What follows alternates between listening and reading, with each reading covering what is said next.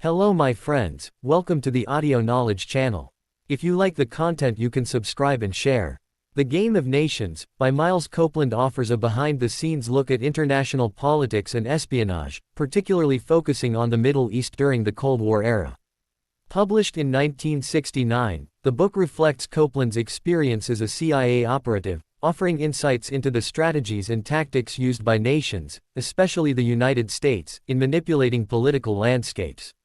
The title itself, The Game of Nations, symbolizes the manipulative and strategic nature of international diplomacy, where countries act as players in a game of power, each maneuvering for dominance or influence.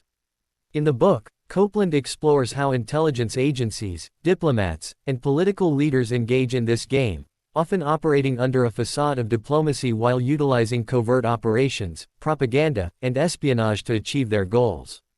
Much of the book focuses on the Middle East, where Copeland had first-hand experience as a CIA officer. He delves into the complex interplay between local rulers, military leaders, and foreign powers, notably the US and the Soviet Union. The Middle East during the 1950s and 1960s was a hotspot of political instability, with numerous coups, revolutions, and changes in government. Copeland highlights how foreign powers, particularly the US, use these disruptions to further their own interests, often through covert means. One of the book's central themes is the idea of political technology, a concept Copeland describes as the method by which political outcomes are engineered. This includes influencing political leaders, manipulating public opinion, and staging events to sway international or domestic outcomes. Copeland discusses how the CIA employed these techniques to influence the direction of countries such as Egypt, Iraq, Syria, and Lebanon. A significant portion of the book is devoted to Egypt and its charismatic leader, Gamal Abdel Nasser. Copeland portrays Nasser as a savvy political player who understood the rules of the game and skillfully navigated both American and Soviet interests to maintain his position in power.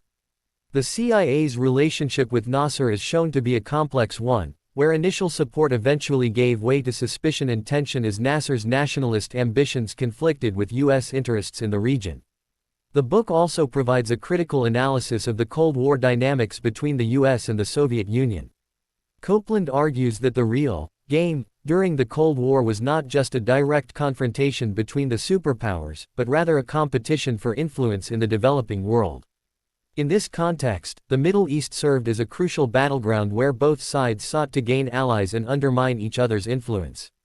The Game of Nations offers a candid and often cynical view of international politics, emphasizing that nations act primarily out of self-interest, and the methods they employ are rarely as noble or straightforward as they appear.